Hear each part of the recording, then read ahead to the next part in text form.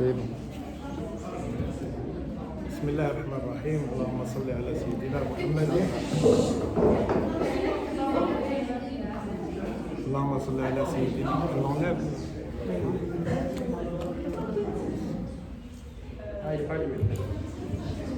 Bismillah ar-Rahman ar-Rahim. Allahumma salli ala Sayyidina Muhammadin. Fatih lima uliqa. والخاتم لما سبق ناصر الحق بالحق والهادي الى صراط المستقيم وعلى اله حق قدره ومقداره العظيم. مرحبا بكم ايها الحضور الكريم. Vous êtes tous et toutes les bienvenus. Merci pour Madame Rosalie d'avoir pensé à m'inviter pour avoir le privilège de parler de ce genre. C'est un sujet qui est lié aux connaissances issues de l'expérience soufie. Je travaille depuis quelques années sur un texte d'un auteur algérien en fait, mais qui a émigré en Orient, en Syrie précisément, qui s'appelle Afifuddin Tilimsani. Afifuddin Tilimsani qui est on appelle ça un auteur akbarien, c'est-à-dire que c'est un soufi du courant de Cheikh Akbar, Muhyiddin ibn al-Arabi, qui est en quelque sorte le plus grand théoricien du soufisme, si on peut parler d'autorité à son sujet. Afifuddin Tilimsani, qui est d'un village qui s'appelle Kouma, dans la région de Tlemcen, est un des premiers élèves de Muhyiddin ibn al-Arabi quand il était en Orient et plus précisément dans l'actuelle Turquie, dans la ville de Konya. Et c'est l'un des deux premiers commentateurs de son grand ouvrage très très connu, Fusus al-Hikam, les chantants de la sagesse. Fusus al-Hikam, c'est un des grands livres d'Ibn Arabi qui a toujours été commenté.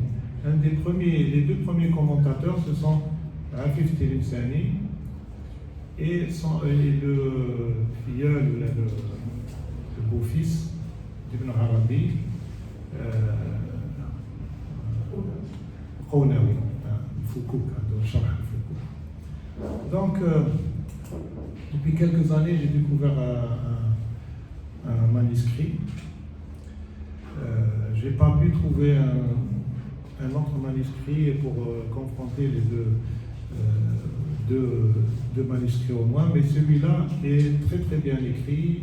Il n'y a aucune faute dans le manuscrit, c'est-à-dire on décèle que celui qui l'a transcrit est quelqu'un de cultivé et qui maîtrise la langue et qui maîtrise le sujet aussi. Donc je travaille depuis, mais le sujet de l'âme, la nature de l'âme humaine, est un sujet vaste. Et Ibn Sina, c'est-à-dire Avicenne, a deux contributions différentes sur le sujet de l'âme.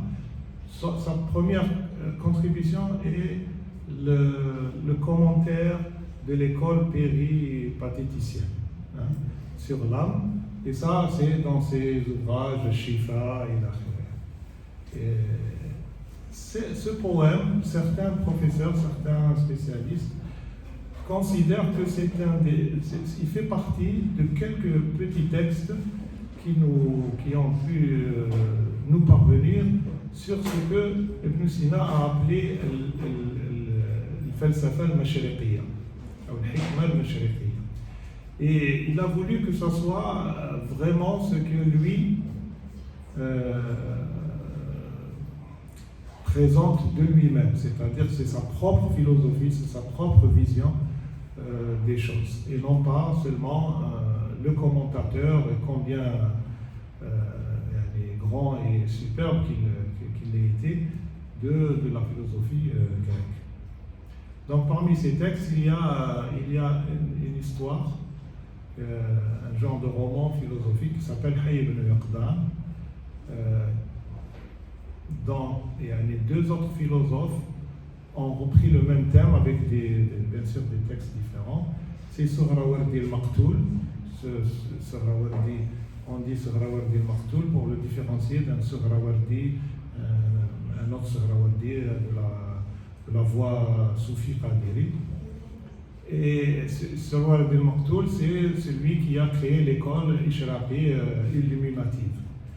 Et aussi un grand philosophe maghrébin qui est Ibn Tufayl, qui est l'ami d'Averroès, qui était aussi médecin et qui a signé avec lui le traité de médecine Averroès et Ibn Tufayl. Lui, Ibn Tufayl était le médecin de la cour almohade à Marrakech. Et c'est lui qui a convaincu Ibn Rushd, c'est-à-dire Averroès, de quitter l'Andalousie qui lui était hostile par rapport au fait qu'il était un philosophe autant qu'un jurisconsulte, etc. Donc il y a un des ouvrages qu'on prêterait à cette falsafa mashriqiyya d'Ibn Sina, c'est Hayy ibn Yaqdan et cette qasida qui s'appelle Qasida al-Ayniya. Vous savez que dans la poésie arabe, on appelle Ayniya ou la Mimiya ou la Lamiya le poème qui finit par cette lettre. Voilà, comme le poème finit par la lettre Ayn, donc on appelle ça Qasida al-Ayniya fi Nafs d'Ibn Sina. Cette qasida a été commentée par plusieurs auteurs, dont le célèbre muhaddith et historien Al-Manawi al-Misri et d'autres auteurs. Peu importe, c'est pas là notre propos aujourd'hui. Donc, Afif Tilimsani, qui est un grand auteur de l'école akbarienne, comme je vous ai dit, est un auteur assez prolifique. Il a des textes importants qui ont déjà été publiés. Il a appelé son commentaire Al-Kashf wal-Bayan fi ilmi ma'rifati al-insan. C'est-à-dire découvrir et expliquer la science de la connaissance de l'homme, avec un grand H. Al-Kashf wal-Bayan fi ilmi ma'rifati al-insan. Rien que ce titre est en lui-même assez éloquent. Donc je vais quand même vous lire, passer à l'autre. Donc mon introduction à c'est-à-dire c'est le brouillon de mon introduction sur l'édition critique de ce texte manuscrit s'appelle est intitulé Nafs al-Insaniya wa ma'rifatuha min khilal tasawwuf, la connaissance de l'âme humaine. La connaissance de l'âme humaine dans le soufisme. Donc, quand vous êtes des élèves de Madame Ghazali, qui vous enseigne avec plaisir les grands textes de la littérature arabe, pour que vous puissiez vous initier à la beauté de ces textes, la beauté, c'est-à-dire externe, et la beauté interne de ces textes, ce texte d'Ibn Sina est un texte d'une beauté. Il a une musique intérieure, il parle à l'âme. C'est un texte que je considère comme exceptionnel. Comme l'auteur, bien sûr, de Sina, c'est un des génies de l'humanité. C'est possible que ce soit le génie, le premier génie de l'humanité. Il a incarné le génie qui a né une âme, qui a aussi des sentiments, qui a aussi cette possibilité de yaqridu shi'r, d'être poète. Donc je vais vous lire cette avec le premier ce poème qui en fait se divise en 4 parties ou là en 5 parties. La première partie, qui est aussi celle de mon intervention, Mahiyat al-Ruh wa haqiqatuha, quelle est la nature de l'âme et sa vérité. Il y a aussi dans cet esprit, il parle du mawdin al-nafs wa tabi'atuha al-asliya, d'où vient al-Ruh ou al-nafs et quelle est sa nature primordiale. Il parle de son existence dans une deuxième partie, dans dans cette vie terrestre à l'intérieur du corps de l'homme. Et puis, dans une autre partie du poème, il parle du retour vers le pays d'où vient le pays معنوي, يعني البلد المعنوي أو الوطن المعنوي, d'où vient l'âme. Et il fait des إشارات, يعني quelques إشارات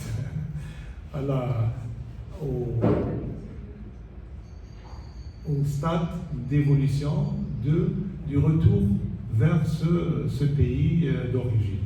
Ce pays d'origine, مراحل وأطوار سفر العودة.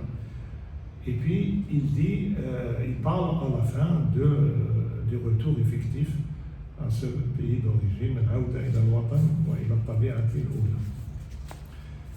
هبطت إليك من المحل الأرفع ورقاء ذات تعزز وتمنع محجوبة عن كل مقلة عارف وهي التي صفرت ولم تتبرقع. حاجتكم شيء صعيبة على بالي. هبطت إليك يعني الروح من المحل الأرفع ورقاء ذات تعزز وتمنع. شبه الروح un oiseau, un colombe, الورقاء ذات تعزز وتمنع. Elle n'est pas facile d'accès parce qu'elle est libre, elle ne veut pas qu'on l'atteigne. محجوبة عن كل مقلة عارف, ça on va en revenir à ça dans la nature de l'âme. محجوبة كاين حجاب يعني محجوبة عن كل مقلة عارف. المقلة هي العين. عارف les gens, les connaissants, pas الجاهلين, même les connaissants. محجوبة عليهم. هنا كذلك c'est un élément de la définition de l'âme pour lequel on va revenir tout à l'heure. وصلت على كره إليك وربما كرهت فراقك وهي ذات تفجع. يعني كي وصلت لك quand elle a été insufflée dans l'être humain, elle ne voulait pas quitter le monde angélique, le monde d'où elle vient. Et paradoxalement, quand viendra le temps de son retour, le moment de son retour, elle va te quitter avec beaucoup de peine et de pleurs, etc. تفجع من الفجيعة. تفجع يعني نقولوا تفجع كي يبكي الإنسان على فجيعة, une grande peine, il a perdu un proche, un être aimé, etc. وصلت على كره إليك وربما كرهت فراقك وهي ذات تفجع.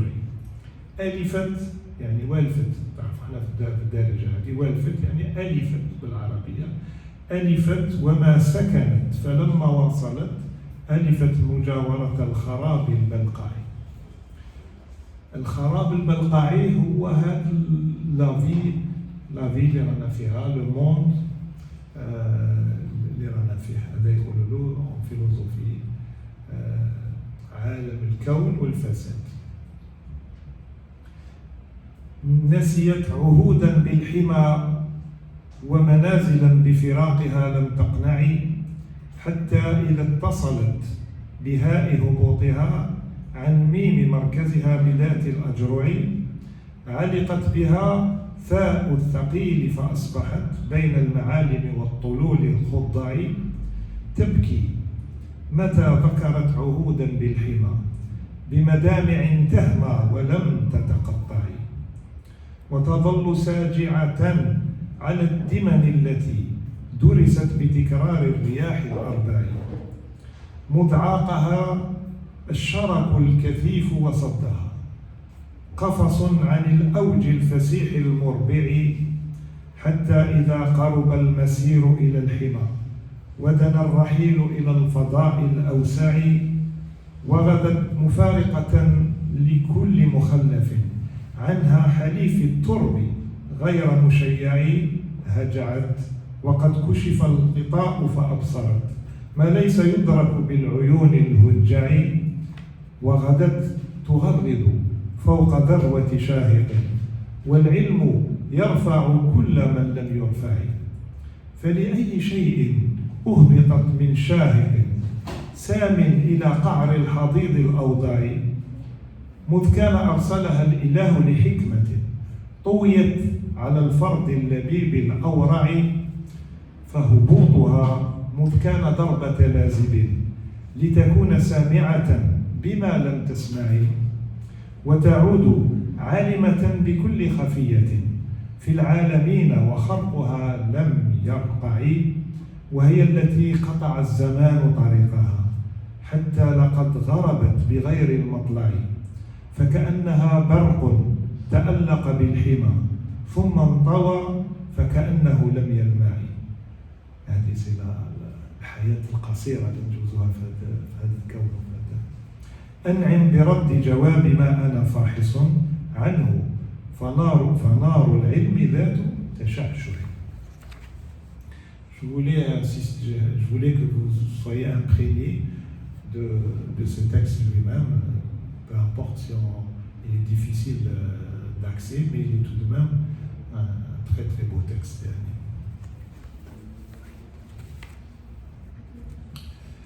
Commençons par la première partie de ce poème. Qu'est-ce que la nature de l'âme? L'âme est une essence divine. Jawharun Qudsi wa latifatun ruhaniya. L'âme n'est pas une entité qui puisse être saisie par l'œil, par le toucher, par les sens. Elle ne peut pas être emprisonnée en fait dans un contexte limité. C'est quelque chose d'essentiel. La philosophie qui est le jawhar ou l'ard, l'essence et l'accident. Est-ce que vous avez la philosophie en première année de lycée? Non, c'était la troisième année, même année. Troisième année de lycée, on l'a obligatoire. C'est dommage. Nous appelons à que ce soit que la philosophie soit enseignée dans le lycée à partir de la première et la deuxième et la troisième année du lycée pour que les gens qui vont devenir médecins ou qui vont devenir ingénieurs aient quand même la chance d'avoir fait de la philosophie au lycée les trois grands thèmes de la philosophie. Bon, j'ai beaucoup de choses à dire, mais je vais reprendre le poème pour ne pas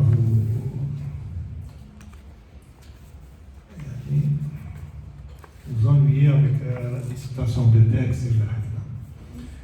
Donc bon, je vais essayer de me résumer en un petit 10 minutes, un quart d'heure. Pour Ibn Sina, et bien sûr, Afif Din Tilimsani, chaque fois qu'il commente un vers ou deux vers ou une partie de la qasida, il fait des citations du Coran, de la Sunna, etc. Et il commente tout ça. Il lit le contenu du poème. Dans chaque vers, il y a une citation du Coran ou des dires du prophète. Pour Ibn Sina, Ar-Ruh, l'âme humaine, elle est venue, comme le dit le Coran, c'est-à-dire, elle est de source divine. On dit en théologie que l'âme, elle a une nature divine et elle a aussi une nature humaine. الروح يعني عندها طبيعة ناسوتية وطبيعة إلهية. Elle a une double nature.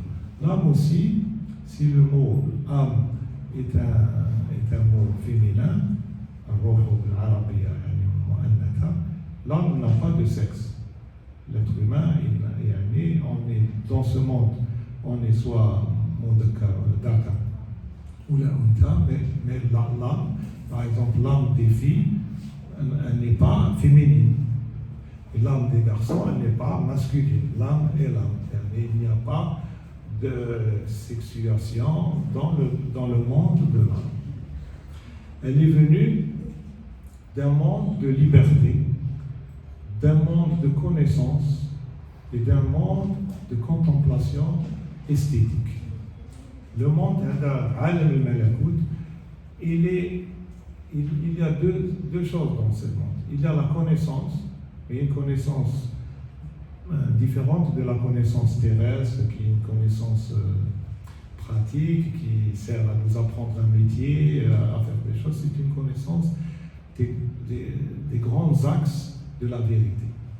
Et elle est aussi contemplative, elle contemple la beauté de ce monde spirituel.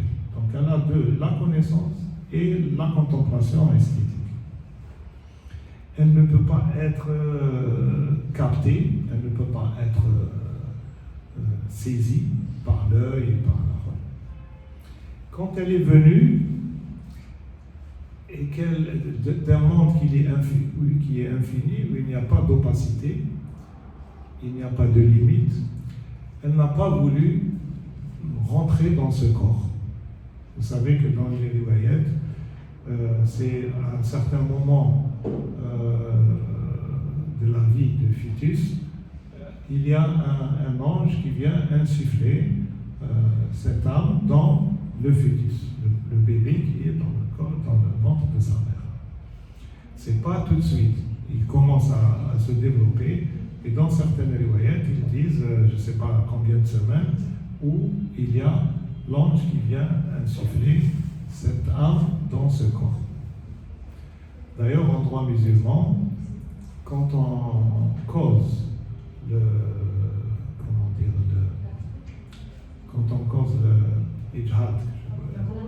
l'avortement d'une femme, parce qu'on l'a heurté ou l'a frappé, n'importe quoi, si c'est avant le délai de l'insufflation de l'âme, c'est le prix du sang, c'est-à-dire comme si le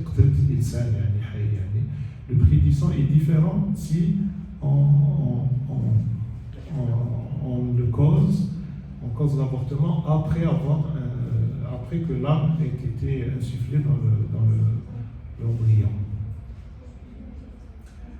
Donc, cette âme, quand elle est venue de ce monde infini, dans ce monde où il n'y a pas de frontières, où il n'y a pas d'opacité, on appelle ça le kathafat, haja kathifa, on ne voit pas à travers. L'âme, dans le monde de l'âme, il n'y a pas de limite, c'est-à-dire comme si ici, il y a ces murs qui nous empêchent de voir ce qu'il y a derrière. Dans le monde de l'âme, il n'y a pas de limite. Elle peut contempler tout ce qui existe. Et il y a la connaissance. La connaissance de cette âme, comme on va le voir après, c'est une connaissance globale.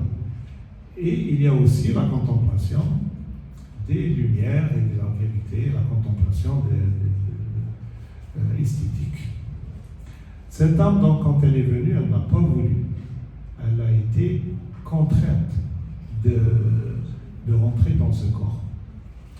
Mais le jour où elle va le quitter, pour les raisons qu'on va citer plus tard, que l'auteur va citer plus tard, aussi elle ne va pas vouloir le quitter facilement.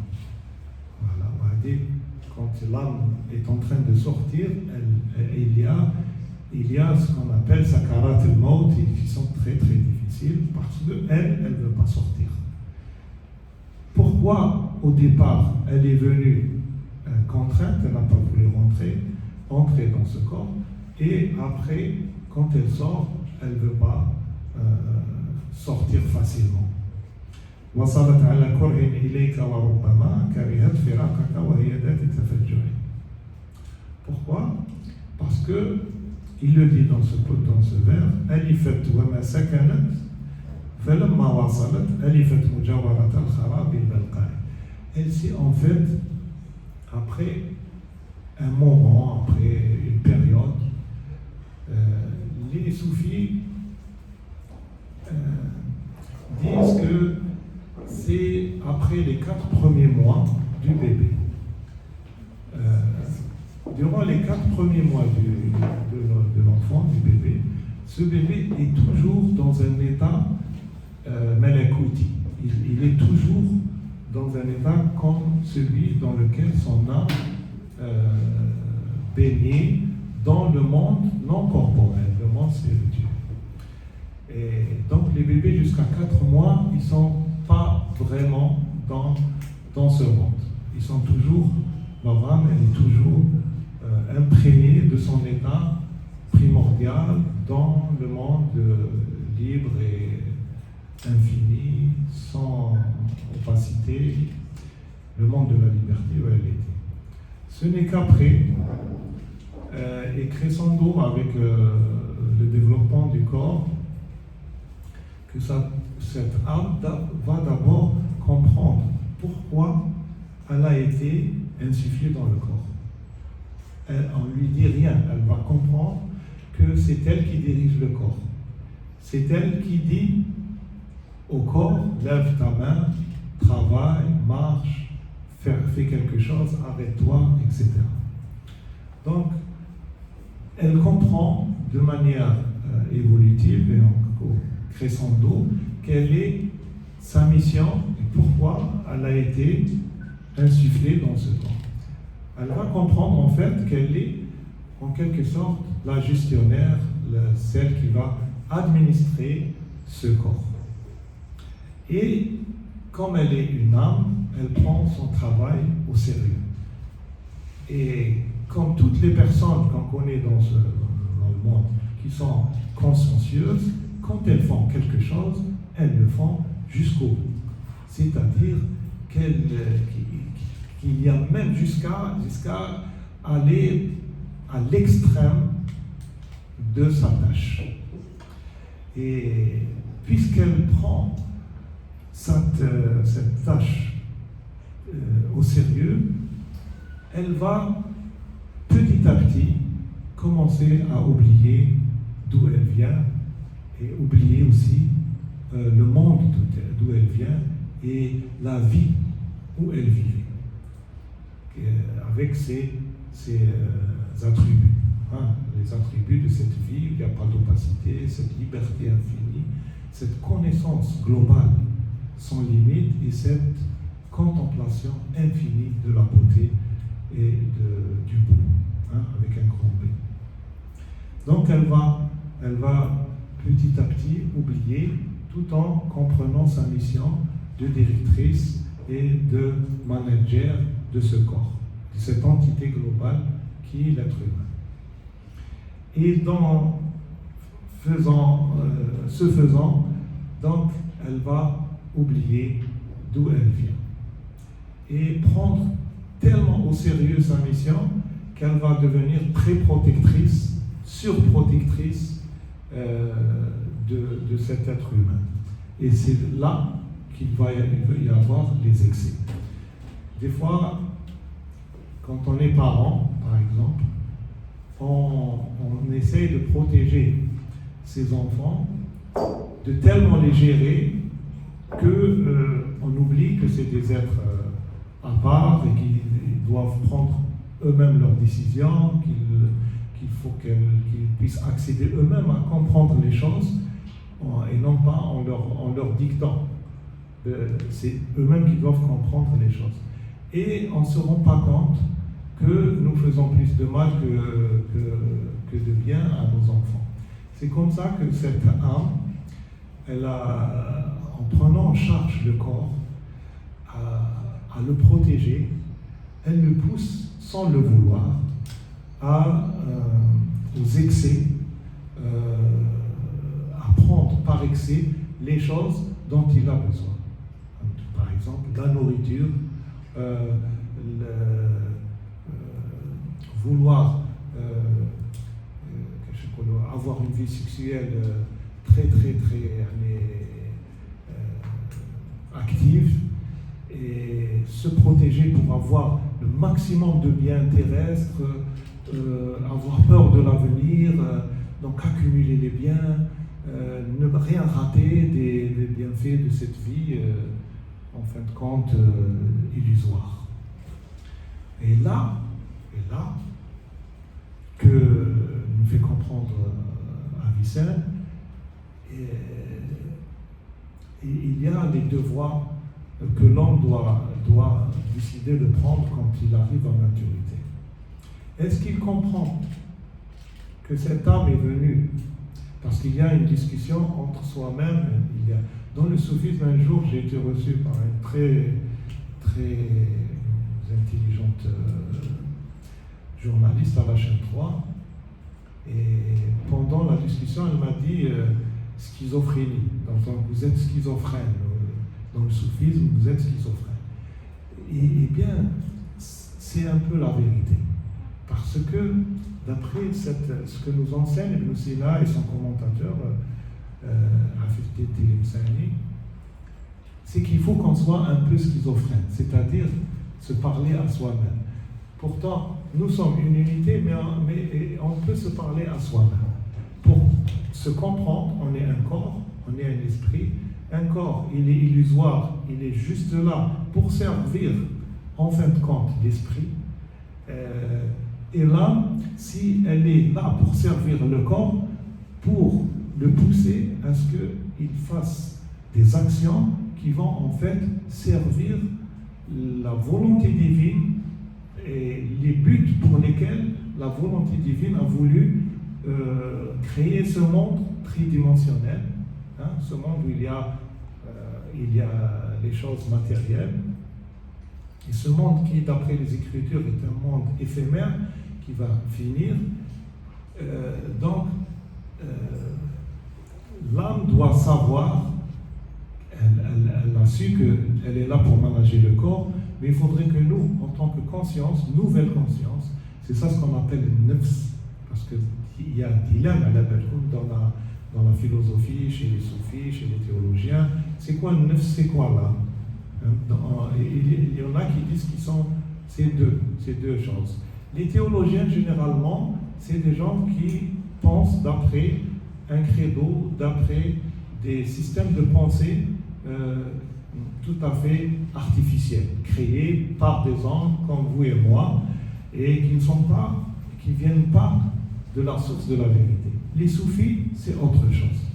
Les soufis, ils commencent par contempler, par avoir l'expérience, et c'est de cette expérience qu'ils tirent les leçons et qu'ils tirent la théorie, si on parle entre guillemets de théorie, c'est-à-dire un discours élaboré, hein, mais qui ne vient pas de spéculations rationnelles, qui viennent, eux, d'un système épistémologique créé par l'homme de manière abstraite et qui n'est pas lié à la réalité, hein, ni la réalité terrestre, que personne ne connaît et ne maîtrise de manière définitive et complète, ni la réalité suprême.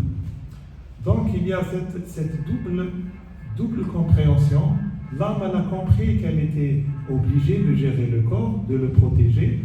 Donc des fois, par excès, par zèle, par excès, elle va protéger ce corps jusqu'à le pousser à trop prendre et à trop s'investir dans l'acquisition des plaisirs de ce monde et des choses de ce monde.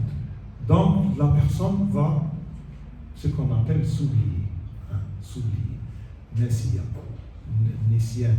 Dans le Coran, dans les riwayat, etc., chez les grands prophètes, on parle du Nissien et du dhikr. Vous savez que les soufis disent que ce qu'ils font, c'est le dhikr.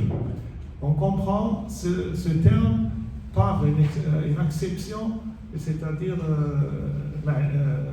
figurative et non pas son acception originelle. Le dhikr, c'est se rappeler.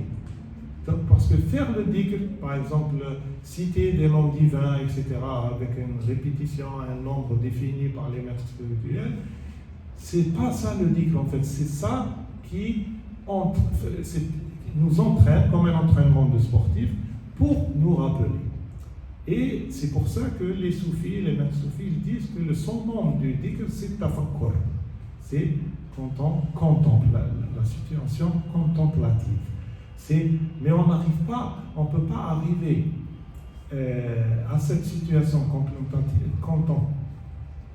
contemplative si on ne passe pas par des étapes. On démarre de ce qui est perceptible, de ce qui est physique, et on arrive à quelque chose d'abstrait à la fin. يعني بالعربية هذه الإطلاق وحضرة الإطلاق لا تنال مباشرة. يجب أن يمر السالك إلى معرفة النفس على مراحل حسية، ومنها الذكر الحسي. تعرفوا سيدي عبد القادر الجيلاني مولا بغداد le grand soufi, quand chez ses élèves, le dhikr de la ilaha illallah, qui est le dhikr, son nom du dhikr en quelque sorte, et lui, il leur dit il faut le faire à haute voix, et non pas dans Bessoukut, en silence, comme le prônent certains maîtres. Tout le monde a raison, mais lui, je voulais aller citer ça. Pourquoi il dit à ses adeptes de le faire à haute voix? Parce que pour pouvoir accéder à quelque chose qui fait partie de la contemplation abstraite de toute corporité, de toute contingence, c'est-à-dire liée à des choses, et non pas des essentiels, arriver à l'essence, le jawhar. L'essence, c'est toute chose qui a sa propre existence, qui n'a besoin de rien pour exister. Ça, c'est l'essence. Et l'arbre ou l'accident, c'est les choses qui sont, par exemple, on dit sadr, flan, sadr ou l'ali est beau. La beauté est un accident qui est lié, sadr qui lui est une essence. Voilà. Donc l'accident est lié à quelque chose, il n'a pas d'existence propre. C'est comme ça, donc l'âme, chez nous tous, elle va s'habituer, comprendre qu'elle a une mission, prendre sa mission trop au sérieux, parce qu'elle est une âme, donc elle est sérieuse. Elle prend sa mission très au sérieux, comme les parents, par Belghariza, les parents, c'est naturel, qu'ils commencent à être protecteurs, à être jusqu'à s'oublier, c'est bien d'être protecteur, c'est la mission des parents, mais jusqu'à une certaine limite, laisser l'enfant découvrir lui-même les choses, s'exprimer lui-même. On n'est pas des clones, on est tous uniques. Donc, d'un autre côté, le corps, la mission du corps dans ce monde, comme nous l'explique Ibn Sina dans cette, c'est de permettre à l'âme, grâce à lui, d'arriver d'abord à acquérir des hauts degrés de perfection, plus hauts que ceux dans lesquels l'âme était au niveau de l'existence angélique, de l'existence non corporelle. Et à travers ça, en restant toujours dans le hiwar, entre schizophrénique, si on peut dire, c'est pour ça, quand il va comprendre les vérités que l'âme connaissait de manière absolue, il va les comprendre de manière plus profonde. Parce qu'on peut comprendre quelque chose et on peut la comprendre aussi plus profondément. Ce n'est pas contradictoire, c'est la même chose, mais on le comprend plus profondément.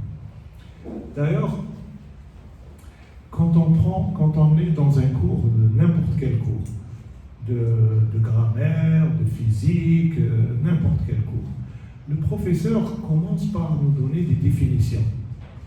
Il nous donne des définitions, des règles. Et après nous avoir expliqué ces règles et ces définitions de manière théorique, on retient, si on est attentif, ces choses assez abstraites, mais le professeur, s'il veut que vous reteniez bien comme il faut ce qui est très fragile, il est volatile, quand on comprend les choses abstraites, il faut faire autre chose, sinon l'idée va partir de l'esprit, parce que l'idée, elle est volatile. Alors il commence à nous donner des exercices, à nous donner des exemples. Quand on passe du global vers le local. Et quand on passe du kulliyat au juz'iyat, à travers les exemples, les exercices, etc., la compréhension de la muqaddima du professeur, ou des règles, ou des choses en général, va s'approfondir. Et c'est dans ce sens que la connaissance de l'âme va s'affiner, va devenir plus fine. Et dans cette connaissance plus fine, elle va comprendre Dieu. Elle va comprendre la perspective de Dieu, dans les détails, de jour en jour, chaque fois qu'elle est en communication avec elle-même. Chaque fois qu'il y a ma'rifat al-nafs, comment dire,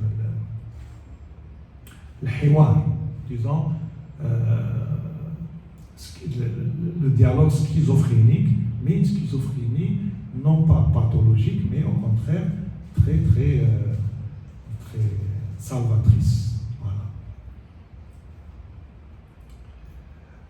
Donc, bon, je ne vais pas ajouter parce que il faut qu'on puisse, je pense, dire le hiwar, et dans le dialogue, je vais reciter les versets qui vont répondre par la voix d'Ibn Sina sur ce que je viens de résumer.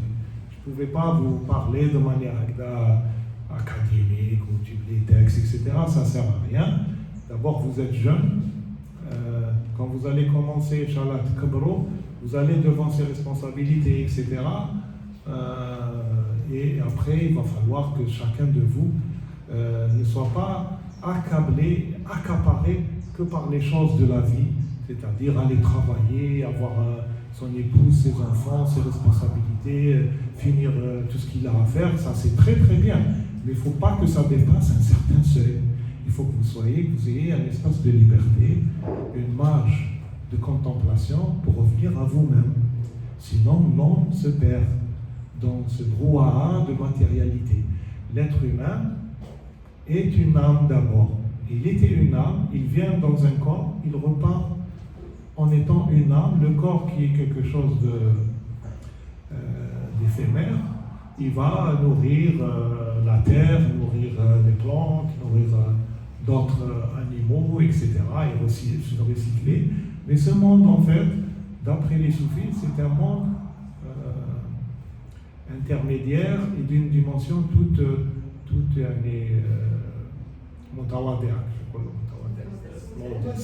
par rapport au monde où il n'y a pas de limite. Voilà, je vous remercie pour votre attention.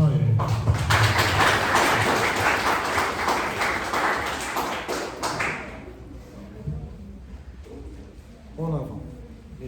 Les questions, les points qui vous ont retenu. Pour le plaisir, je vous relirai des versets. C'est comme si c'était des versets à Sahbi, Dr Zaïm Khashlaoui, qui me comprend très bien. Ça aurait été possible, ça aurait été possible dans la charia, on aurait fait des prières avec ce point. Je vous assure, c'est ça mon sentiment. Ça aurait été possible de faire sa prière sans le Coran, c'est un des textes qui est tellement fort, c'est quelque chose qui a été insufflé à Ibn Sina. C'est pas juste le génie de l'humanité qu'il était. C'est quelque chose parce que c'est un homme de cœur, c'est un homme qui a su aimer, qui a su vivre pleinement sa vie, qu'il a pu faire ce genre ça soit sorti de lui. Voilà. Merci. S'il y a quelqu'un qui veut bien. J'ai une question.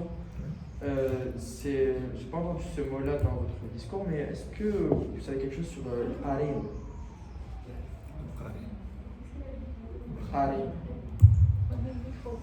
Bon, le harim, ça c'est hors sujet. Hein, oui, parce que je pense que c'est dans le sujet, c'est pour savoir. Le harim, vous savez, quand on est parmi le rafalet, parmi le fait d'être inattentif à soi, et donc on est inattentif au monde. On croit que le monde, c'est juste les choses matérielles. le bois, le béton, le fer, l'oxygène qu'on ne voit pas mais qu'on sent quand on respire.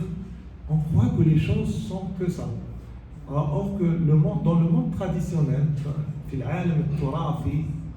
dans le monde traditionnel, juste avant, nos grands-mères, etc., avaient cet esprit. Elles voyaient les choses qu'on voit par les yeux, et elles voyaient les choses au-delà des apparences. Et donc, parmi les vérités, il y a ce qu'on appelle le qarin. Le qarin, c'est des entités spirituelles qui peuvent nous accompagner selon comment on est. Si on est dans la propreté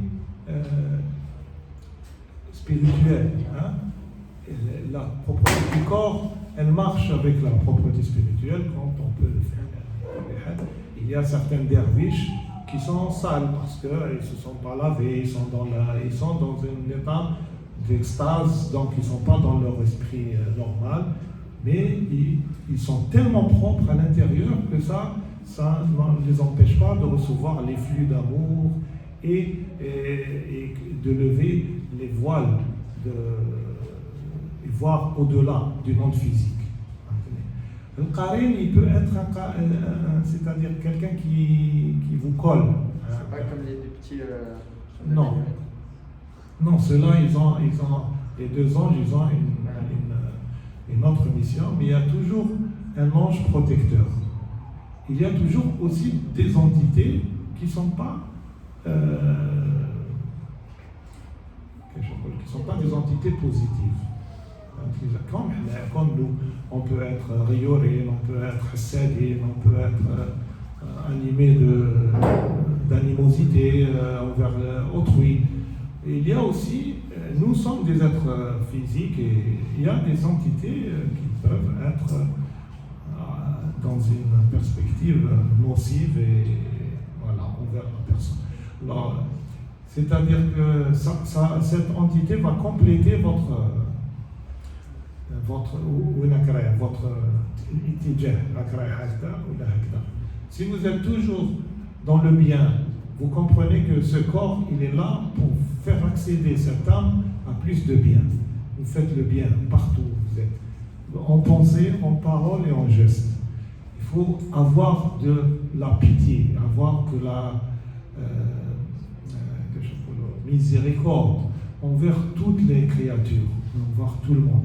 Si le corps exprime cette miséricorde, il exprime cet amour envers les gens, envers les choses, envers les animaux, vous êtes en train de comprendre le but de l'existence de votre âme, en fait de votre entité réelle et permanente dans ce corps qui est itinérant et qui est contingent. C'est un contingent juste sinon, il va y avoir d'autres entités qui vont se connecter à vous parce que vous avez une attitude négative, vous ne faites pas preuve de miséricorde, d'amour, d'affection et d'aide, etc. envers autrui. Et donc, il y a les entités qui vont avec cette âme, avec ce qui vont se coller à vous. Selon qu'on soit, on attire les bonnes choses ou on attire les mauvaises choses, et vous allez pouvoir le sentir en vous. C'est pour ça que j'ai voulu commencer par ce genre d'introduction, comme Madame Ouzali m'a demandé de faire une conférence. J'ai tout de suite pensé à ça parce que c'est l'essentiel. C'est al-kashf wal-bayan fi ilmi ma'rifati al-insan. C'est la science suprême, cette science. Il n'y a pas de science qui peut égaler, parce que c'est ça, toutes les sciences, par exemple, j'apprends à être juriste pour faire des contrats entre les gens. J'apprends à être médecin pour guérir les gens. J'apprends à être mécanicien pour arranger les voitures ou les machines dans des usines. Ça fait partie de la vie. J'apprends à être infirmier pour soigner, etc. Mais ça fait partie de la vie, c'est être utile. Mais la perspective, quand je vais travailler, quand je vais à l'hôpital, à mon bureau, comment dans mon âme, j'appréhende mon travail. Est-ce que je l'appréhende avec miséricorde, avec bonté, avec amour par rapport par exemple aux patients chez le médecin, aux clients chez l'homme d'affaires ou aux clients chez le mécanicien? Comment j'appréhende mon travail? Voilà. Bon, je pourrais en parler. Que pensez-vous du destin? Est-ce que vous êtes pour ou contre le destin de Philadelphie? Destin de?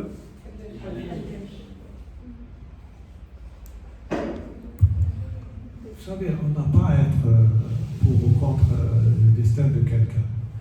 Le Hallal, lui-même s'est compris, il est arrivé à des degrés, très très hauts degrés d'amour, il brûlait d'amour pour Dieu, et il brûlait aussi d'amour pour les autres, les gens qui ne comprenaient pas. Les gens qui ne comprenaient pas parce qu'ils n'ont pas vécu ce qu'il est en train de vivre. Donc ils ne pouvaient pas le comprendre. Donc lui, comme il était dans ce feu de l'amour, mais un feu bienfaisant, pas un feu dévastateur, il a pardonné aux autres. Il leur a dit, tuez-moi, je sais que je vous dérange, et moi je veux être avec mon bien-aimé. Vous voyez? Donc c'est son destin à lui, chacun a son destin. Les soufis disent que chacun de nous a sa propre voie. الطريق يعني كيف تقول؟ الطرائق بقدر أنفاس الخلائق. Il y a autant de voix qu'il y a d'âmes et qu'il y a d'existants. Chacun de vous. Pourquoi les soufis disent il faut que vous compreniez, vous arriviez à accéder au nom divin qui est le vôtre. Parce que c'est Dieu qui nous a créés et chacun de nous, il reflète un nom divin. Vous voyez, il faut que vous accédiez à ça. Plus on est en dialogue avec soi-même, et chaque fois, avant de dormir, on essaie de parler à soi-même. Qu'est-ce que j'ai fait de ma journée? Est-ce que j'ai fait des fautes? Est-ce que j'ai une attitude positive, négative? J'ai fait du mal à autrui? Je ne sais pas. C'est comme ça qu'on est des êtres humains. Et non pas que travailler, accumuler les choses. Et là, on s'oublie. Quand on s'oublie, on devient un dictateur. Un petit dictateur. Donc, un petit valim. Il ne faut pas qu'on soit une ahl-vol. Dans le neuf, dans le vrai. Voilà. Donc le destin, chacun a sa propre voie. Et le Hallaj, Dieu a fait que son destin a fait qu'il devient un modèle pour nous. Un modèle, on devrait enseigner Hallaj dans les écoles et partout. Vous voyez, parce que nous manquons de ces attitudes d'amour. Les gens qui ont été pour l'exécuter, et de quelle manière atroce, il les aimait, lui, pour vivre, parce que lui, c'est grâce à eux qu'il a accédé assez vite. Il ne voulait pas patienter pour arriver à son bien-aimé. Voilà.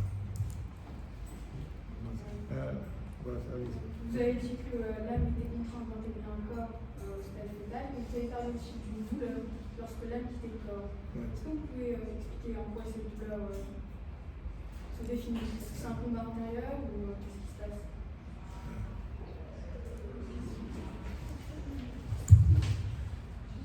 Dans le Coran, il y a un verset qui dit وَجَاءَتْ سَكْرَةُ الْمَوْتِ بِالْحَقِّ. Il y a ce qu'on appelle le gharghara. Quand une personne arrive à ce que l'âme est en train de sortir, il a des douleurs. Il a des douleurs. Mais ce n'est pas de ça.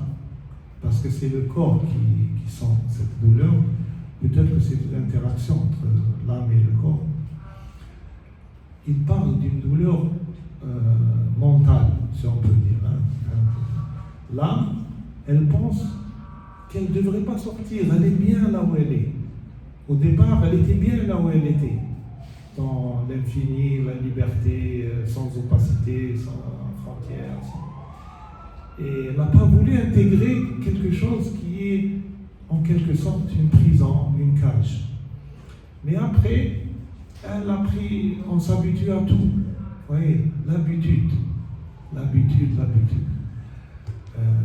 Il y a un texte Merci pour votre question. Il y a un texte de Ibn Ata'Allah al-Sakandari. Ça, c'est un très très grand soufi d'Alexandrie qui a ce qu'on appelle les maximes. Vous connaissez en littérature française les maximes de la Rochefoucauld, etc. De l'Hikam al-Ata'iyya. C'est quelque chose d'une beauté et d'une précision inégalée dans la littérature soufie. Et dans ces Hikam al-Ata'iyya, il y a beaucoup de commentateurs, de très grands commentateurs, qui ont commenté Ils sont traduits, quelques commentaires, ils sont traduits. Je recherche le cheval.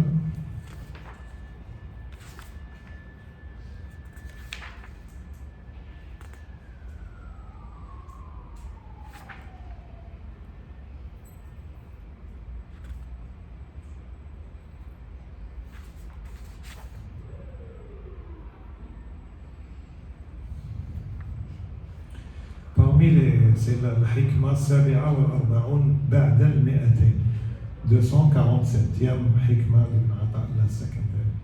الكائن في الكون كما احنا الكائن في الكون ولم تفتح له ميادين الغيوب, celui qui existe dans ce monde sans que lui soient ouvertes les mayadin, je sais pas le maïdan dans les domaines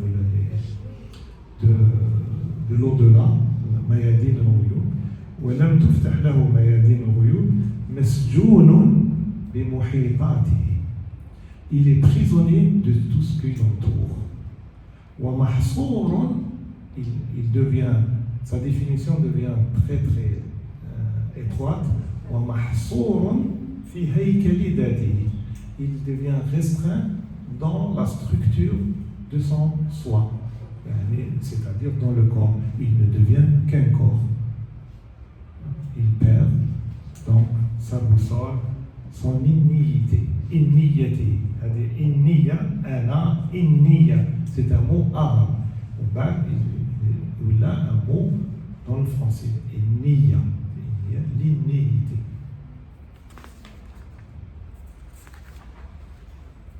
ماشي هذا اللي كنت حاب نقوله لك.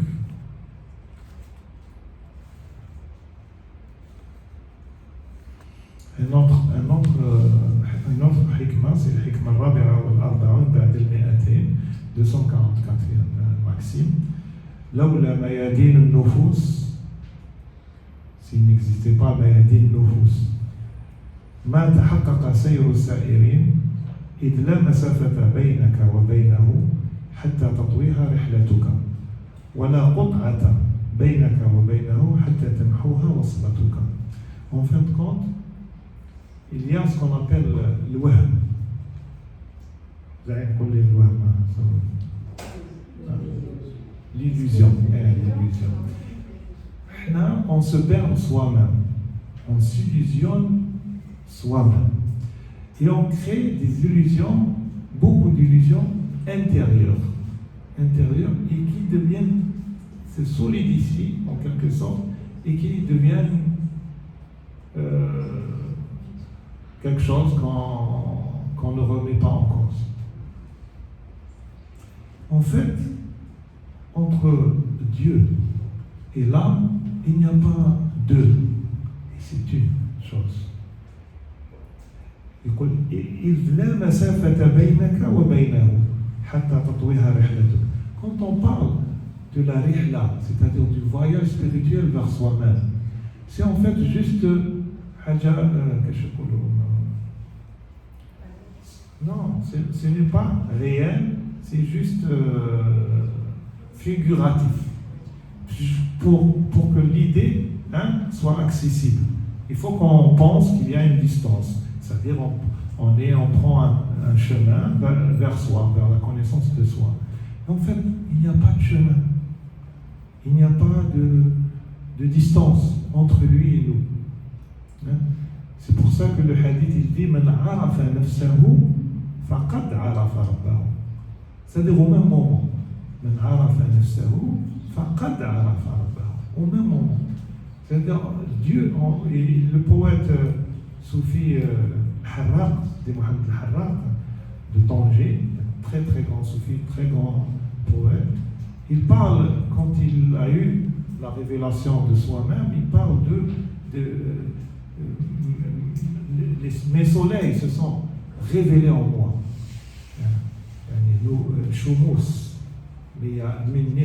C'est-à-dire l'accession à cette vérité, elle ne vient pas de l'extérieur, il n'y a pas d'extérieur. Et il y a une proximité. إذا سألك عبادي عني فإني قريب أجيب دعوة الداعي إذا دعا ولا قطعة بينك وبينه. Vous n'êtes pas مقاطعين كيش يقولوا ما كنتش مداوسين vous n'êtes pas fâchés. ولا قطعة بين ربي il nous laisse pas, Dieu ne nous laisse pas, il ne laisse personne. حتى تمحوها وصلته. C'est-à-dire que pour que quand tu venais visiter Dieu à travers le cheminement, c'est-à-dire comme si quelqu'un, vous étiez fâché avec lui, vous avez pris votre courage à deux mains et vous êtes parti avec une boîte de gâteaux, lui rendre visite à Yakhlas, on se pardonne et etc. Il n'y a pas ça avec Dieu. Dieu ne nous laisse pas. Même si on est dans l'erreur, c'est l'amour, il ne nous laisse pas. Voilà. Je ne sais pas si j'ai répondu à votre question. Si madame. Comment expliquer le soufisme de façon très simple aux plus jeunes, ceux qui n'ont pas maturité, comprendre la spiritualité et tout ça? Comment peut-on expliquer le soufisme? Qu'est-ce que le soufisme? En fait, le soufisme, c'est l'initiation, se connaître soi-même. C'est quoi l'initiation? Avant les religions, c'est-à-dire dans l'Éden, il y avait Adam, Hawa, il n'y avait pas de loi et de règles extérieures. Là, vous partez du principe que les enfants savent et croient à ce genre de choses, mais des enfants qui n'ont aucune éducation religieuse. Oui. Comment leur apporter l'idée du soufisme? Je vais vous répondre. C'est un peu, moi, chaque fois peut-être que c'est un défaut. Quand on contemple les versets très très répétés dans le Coran qui parlent d'Adam et d'Ève, pendant cette période de leur vie, il n'y avait pas de loi, il n'y avait pas de sharia. Il n'y avait pas de contrainte. Il faut faire, c'est interdit, on doit faire. Il n'y avait pas ça. Il n'y avait pas de coercition. Donc il n'y avait pas de loi. Quelle sharia? Il n'y avait que l'initiation. Et Dieu, si vous remémorez les versets du Coran, quand il parle du dialogue, Dieu a décidé de créer Adam, il a appris les noms à Adam. Il a appris les noms à Adam. Et quand les anges se sont adressés à Adam par l'ordre de Dieu, c'est Adam qui était leur initiateur. Oui. Et quand Dieu a fini par insuffler son âme dans Adam, il leur a dit, prosternez-vous par respect de ce que cet homme représente pour moi. Et on comprend ça, comme je vous ai dit tout à l'heure, quand on a ce dialogue avec soi-même et on commence à apprendre de manière profonde et comprendre de manière profonde les vérités qu'on connaissait déjà dans le monde. On commence par se purifier jusqu'à se remémorer notre état quand on était avant ce monde. Et après, grâce à l'expérience qu'on vit ici, on approfondit la compréhension des choses qui étaient connues de nous, mais qui étaient connues d'une connaissance globale sans qu'il y ait un affinement de cette connaissance. C'est grâce à cette expérience que Dieu a voulu qu'on vive ici, parce que dans la vie, il y a les bonnes choses, il y a les mauvaises choses, il y a quand on est ensemble avec les gens qu'on aime, quand ils nous quittent, il y a quand on est en bonne santé et quand on est malade, il y a quand on est riche et quand on est pauvre, il y a de tout, vous voyez. Mais pourquoi tout ça? Quand on arrive à être toujours dans le dialogue avec soi, dans cette itinérance, on va comprendre Dieu. Et quand on comprend Dieu, on est proche de Dieu. Vous savez, une personne que vous comprenez et qui vous comprend, c'est une âme sœur. C'est une âme sœur. Et cette âme sœur, pourquoi elle est sœur? Parce que avant que vous parlez, elle a déjà les mêmes choses à l'esprit que vous. Et c'est réciproque. Et si vous avez cette expérience avec Dieu, ça va être classe. Vous êtes très très proche de Dieu. Vous êtes dans cette... et c'est de ça. Quand il y aura le retour, c'est ça que vise Dieu en créant Adam, et donc d'Adam en nous créant nous-mêmes. Voilà.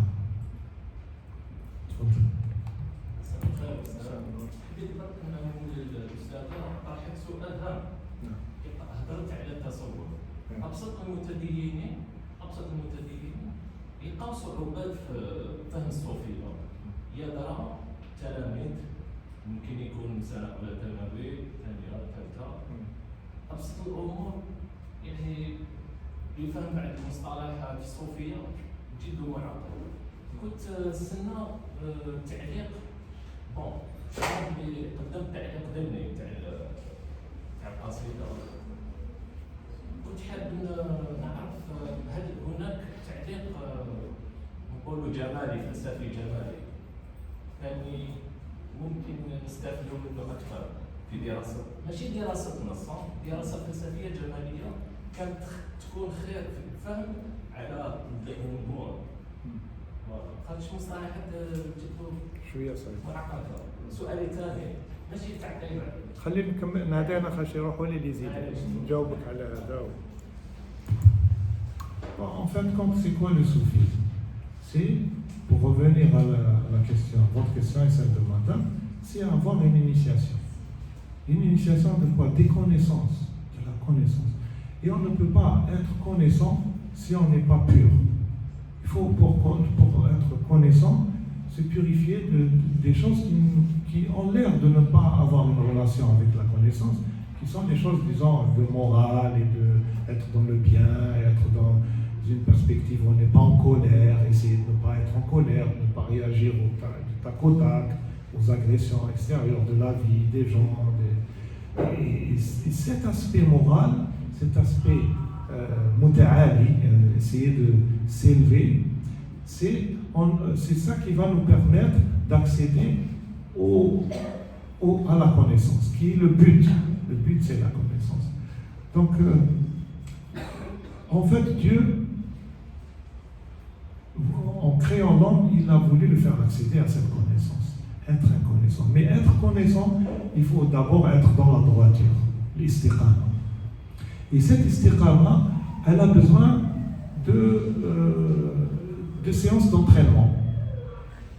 Comme pour être performant en sport ou en études, etc., il faut travailler, il faut faire des entraînements. Et les entraînements, c'est ça, ce que enseignent les maîtres spirituels. C'est toujours être dans l'entraînement. Si vous pouvez, peut-être on pourra donner des exemples d'enseignement, etc., des maîtres, ça sert dans leur finalité à ce que nous permettre d'avoir, disons, les muscles de notre esprit et de notre volonté intérieure de manière à pouvoir être dans la droiture et grâce à la droiture devenir apte à connaître. Cette aptitude spirituelle, en fait, tous en est avec. C'est ça l'égalité, on est tous aptes à ça. Il n'y a pas une personne qui n'est pas apte à ça. Tous les êtres humains sont aptes à ça. Mais c'est nous qui créons des mu'awiqat, des handicaps. C'est nous, des freins, des opacités en nous-mêmes. Donc le soufisme, il est là d'abord pour nous permettre à travers ces étapes d'accéder à l'aptitude, se réapproprier l'attitude de ce premier bébé quand il était dans les 4 premiers mois, dans un état identique à celui de Al-Ruh, d'où il vient. Donc c'est ça le soufisme. Le soufisme, c'est une voie d'initiation, mais qui passe par exemple, je vais vous donner un exemple. Je vous ai donné l'exemple, c'était Abd al-Qadir Jilani, le fondateur de la voie Qadiri, quand ils disent, ils font le dhikr de la ilaha illallah, il faut qu'ils le fassent à haute voix. Il y a aussi dans la voix Naqshbandi, dans d'autres voix, ce qu'on appelle un entraînement, pas du débutant, un entraînement qui s'appelle Nefy al-Khawatir. Dans Rahmani, vous connaissez bien Dr. Zahid Khashlawi, il y a un entraînement qui sert à ce qu'on ne laisse pas certaines idées rentrer quand on est dans la contemplation. Souvent, quand on est dans la prière, etc., il vient des choses qui viennent s'immiscer dans notre esprit. Ah, tu as oublié le feu sur la cuisinière. Ah, tu n'as pas fermé la porte. Ah, etc. Ah, il ne faut pas oublier que mon enfant interne, il a un cours de quelque chose, etc. Ah, etc. Donc, il y a des exercices à faire. On passe les détails parce que chaque maître a sa méthode. Qui font en sorte que la personne, quand elle reste une demi-heure, par exemple, par chaque soir, c'est généralement en fin de journée que ces exercices sont faits, on s'exerce à contempler quelque chose, généralement c'est le monde divin, etc. Et rester en silence, ou la faire un dhikr, et ne pas laisser des idées rentrer. Voilà. Rester, c'est-à-dire on arrive comme ça à avoir une maîtrise de soi. C'est juste un entraînement, c'est pas ça le but. Mais comme on est dans un monde où il y a beaucoup de choses qui rentrent et qui sortent, et on n'arrive pas à faire le vide, et faire le vide et se concentrer vers l'essentiel. Les maîtres soufis donnent ces exercices à certains de leurs adeptes quand ils arrivent à une certaine étape. Et il y a aussi des noms divins qui sont prononcés en dhikr, etc., ce sont comme des remèdes à une étape parmi d'autres. Je voulais vous parler des sept centres concentriques de l'âme, mais on n'a pas eu le temps, un jour peut-être on aura l'occasion. Voilà. Donc, deuxième question.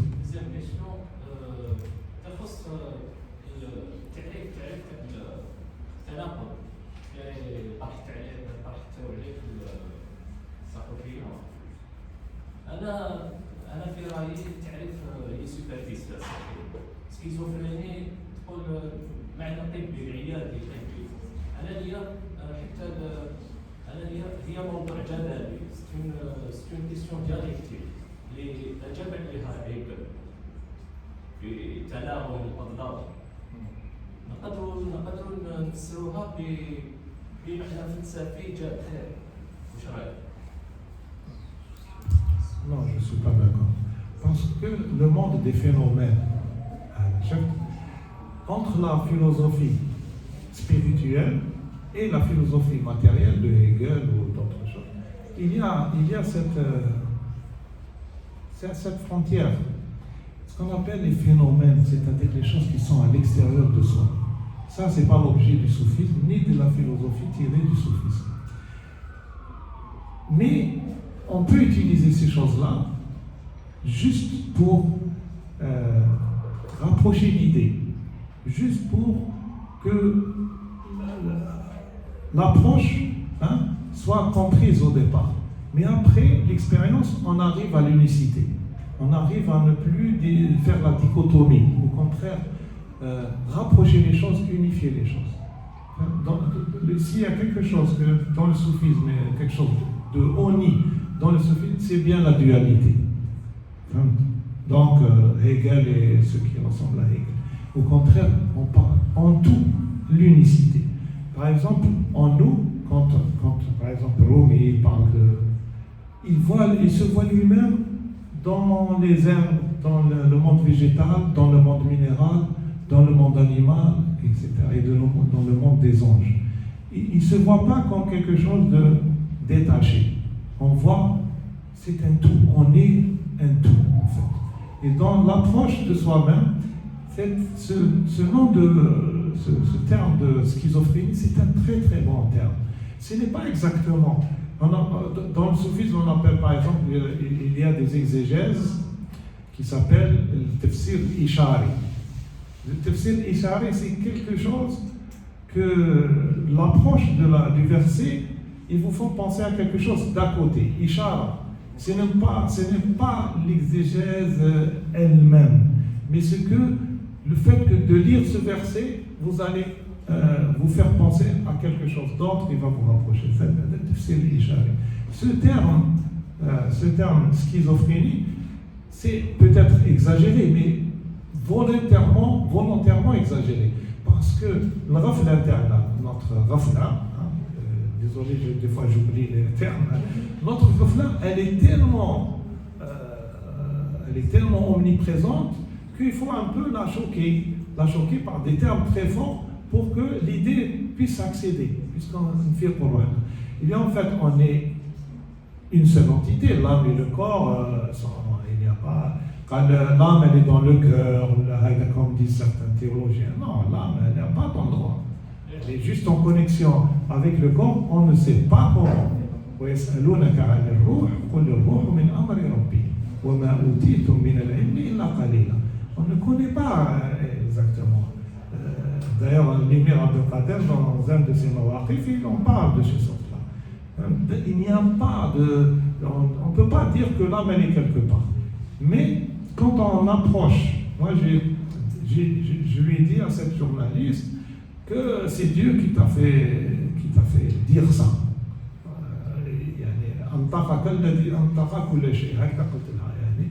Parce que ça vient. Il faut savoir écouter les autres. Il ne faut pas se croire que la vérité est chez nous. Il faut entendre tout ce qui est autour. Faire attention à tout, pas que les humains. Il faut faire attention à tout pour comprendre. C'est tout nous parle. C'est ce que disent les maîtres spirituels.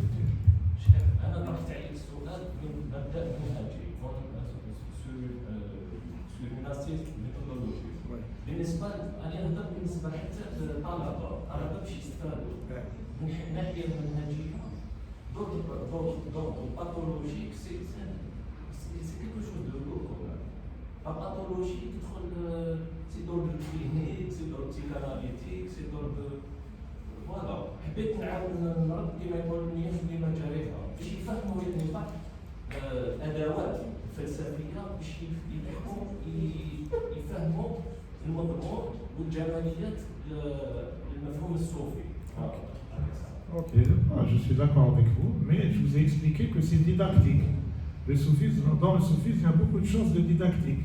On arrive à la vérité absolue, c'est-à-dire indivisible, etc., en fin de parcours.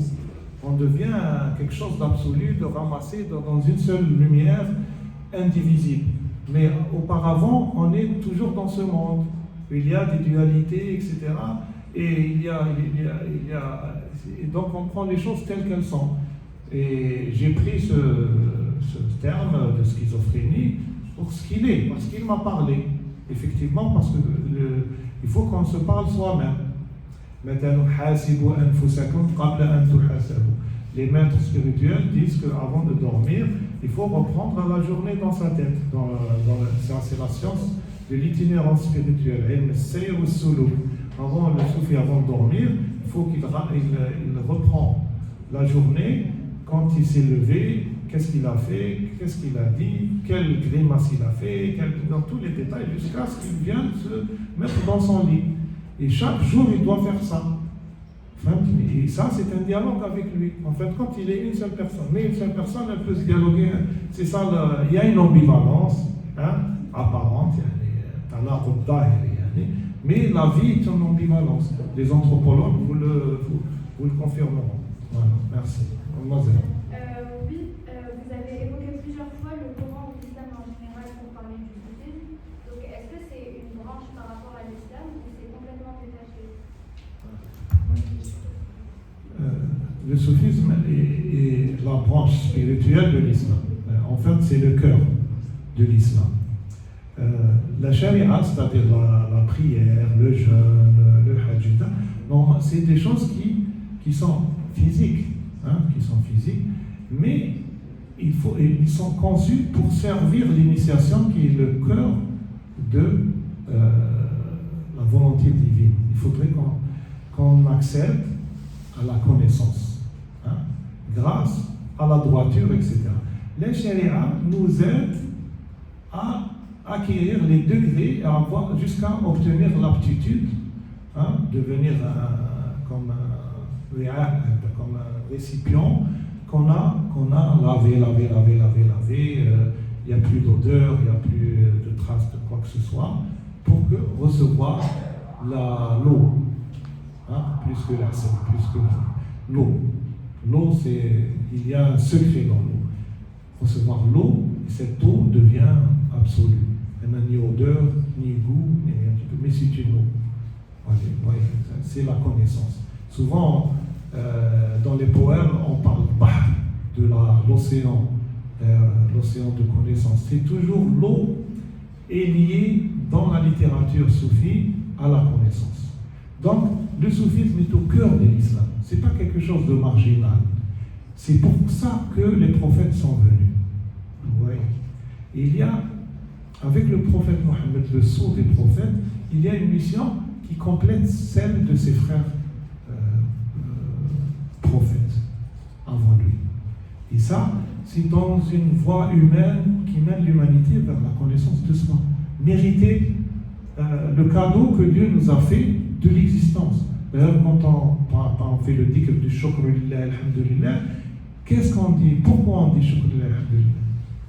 Première ni'ma, c'est le fait d'exister, d'être venu du néant vers l'existence. On est là, on est des entités. Après, peut-être, on fait les louanges de Dieu pour les bienfaits, etc., les bienfaits terrestres. Voilà. Bon, moi j'aurais plutôt une question sur la relation entre le soufisme, qui est une conception mystique, entre la relation entre le soufisme comme philosophique, comme mystique, et la politique. Je m'explique. Par exemple, vous avez évoqué les ordres comme Rahmaniya. L'ordre de Rahmaniya a donné beaucoup de combattants et militants en Algérie. Par exemple, Cheikh Haddad ou la Fatma Soumel ou d'autres. C'est pareil pour Darkawiya ou alors Qadiriya, dont est issu l'Amir Abdelkader. C'est aussi des ordres qui sont vieux, qui sont mystico-politico-militaires pour certains, comme Cheikh Hawiya par exemple.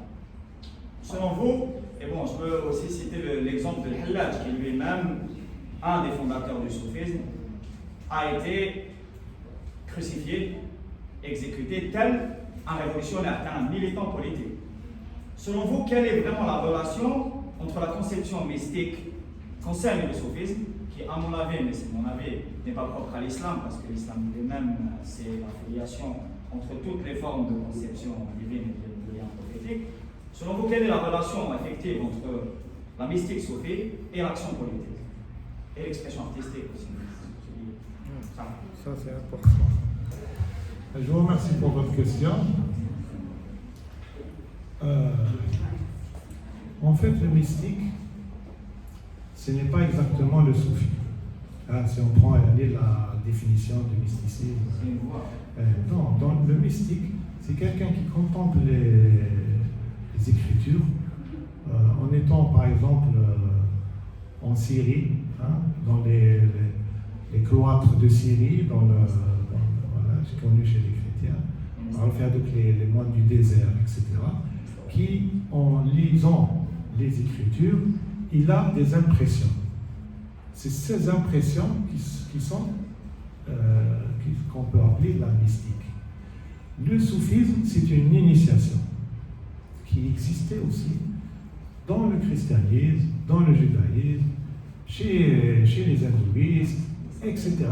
L'initiation a été l'apanage de toute l'humanité. Il n'y a rien de... Même chez les peuples qu'on dit Zama, primitif ou l'archaïque, entre guillemets, on est d'accord sur ça. Le soufisme, avec la politique, c'est-à-dire avec les pouvoirs successifs qu'ont connus l'humanité, ils ne font pas bon ménage. Les exemples que vous avez donnés, c'était par exemple chez nous, une expérience en Afrique du Nord où l'État central n'a jamais été très infiltré dans toute la société. Pendant des siècles, chez nous, et ça c'est une expérience intéressante, la société a été laissée à elle-même, à part les grands centres, la ACMA, etc., et là où il y avait les casernes, etc.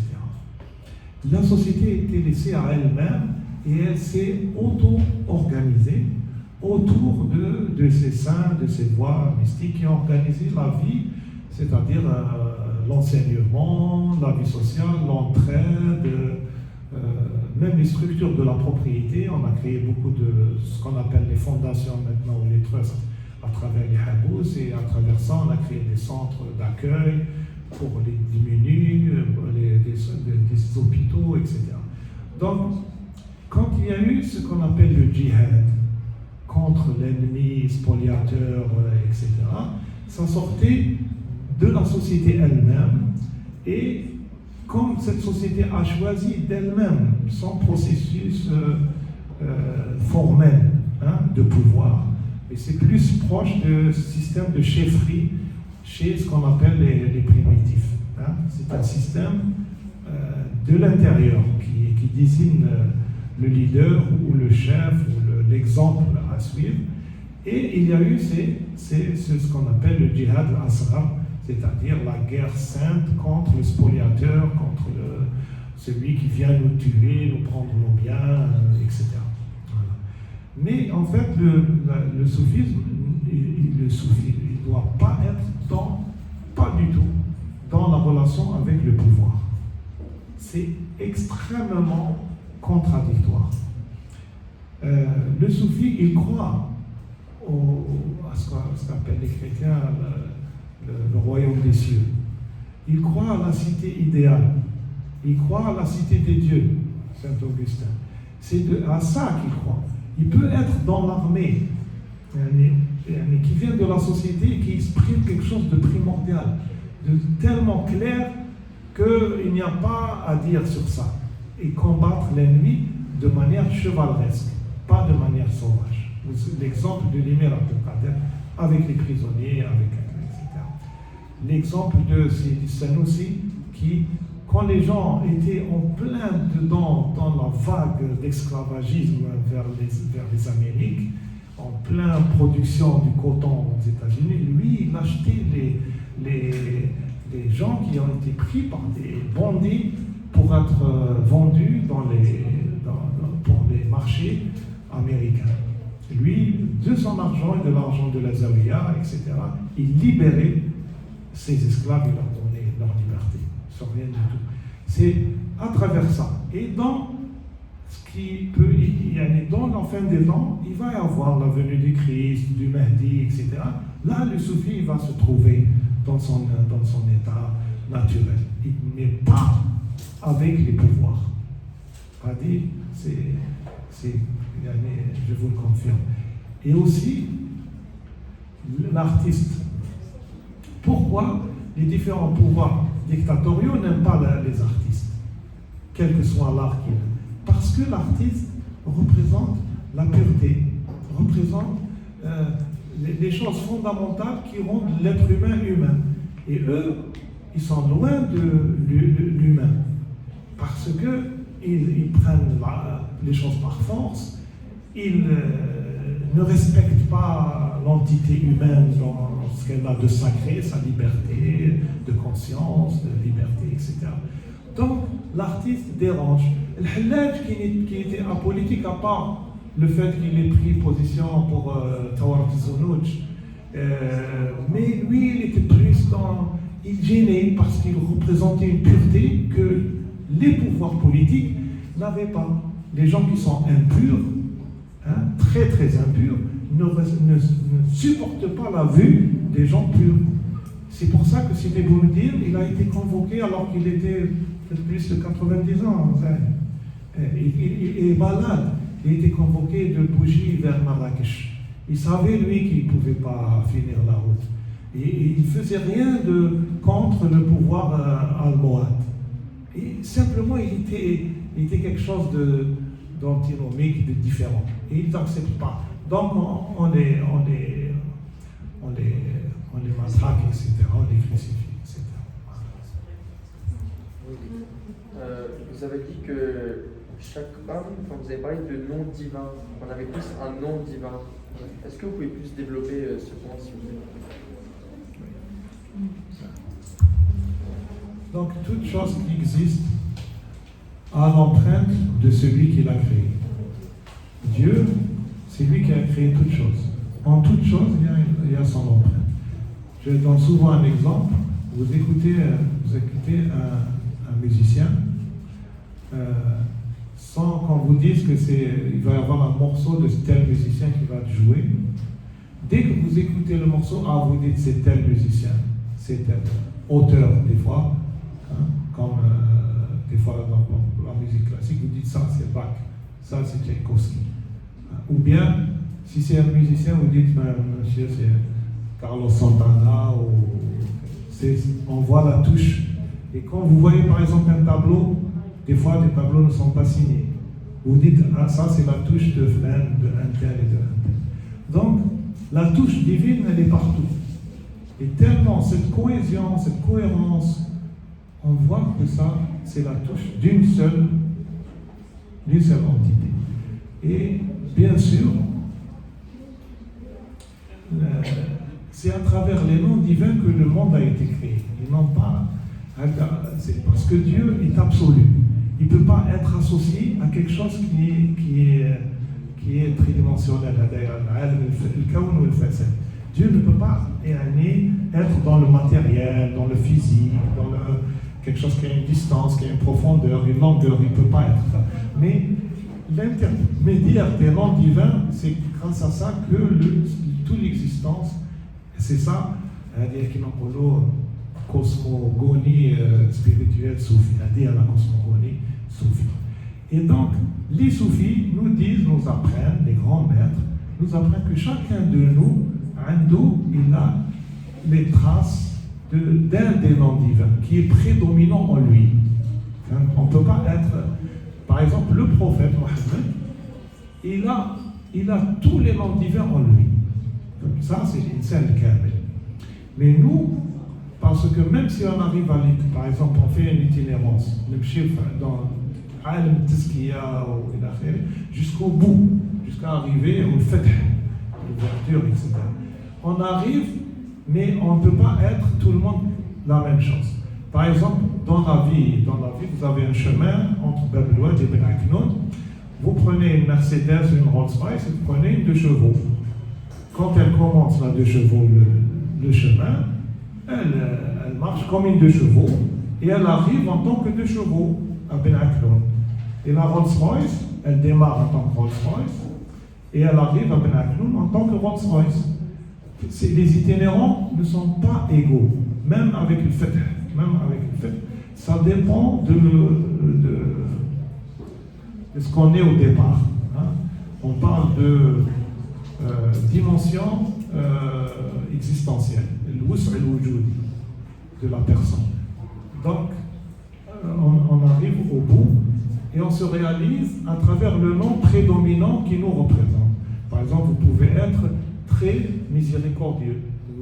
N'importe quelle chose qui touche, par exemple un chat, ça vous fait pleurer, vous allez vous ramenez ce chat à un vétérinaire, vous le soignez, etc. Vous pouvez être Qahar, vous représentez ce nom divin, vous ne pouvez pas supporter l'injustice.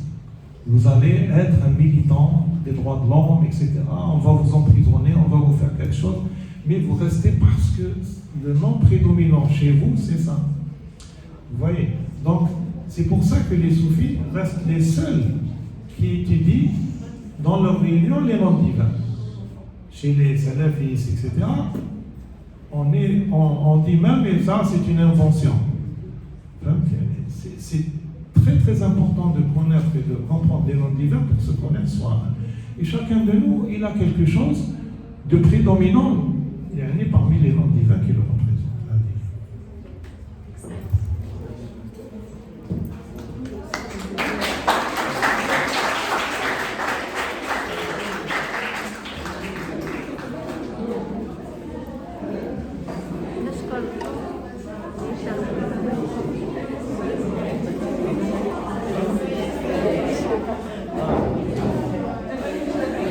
touché quelque part. يعطيك الصحة أستاذ، شكرا جزيلا. Il n'est pas allumé, il n'est pas allumé. فضلكم أشكر أيضا. إليكم. Allumez le parent. بس هذه نحطها. Voilà, il est قلت في البداية نشكر الأستاذ عتبي على قبوله لهذه الدعوة. Donc, je remercie Monsieur Adbi pour cette conférence. Je n'oublie pas aussi les invités d'honneur, ainsi que le centre d'études du Césaire qui nous a ouvert ses portes pour cette conférence. Je n'oublie pas aussi les élèves. Shukran jazilan. Donc, on va s'arrêter là. Il y a un thé qui vous attend au réfectoire au Saïko.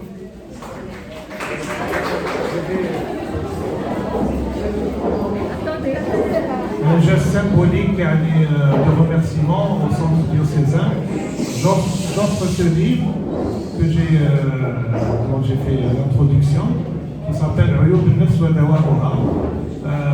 Donc je l'offre au centre diocésain.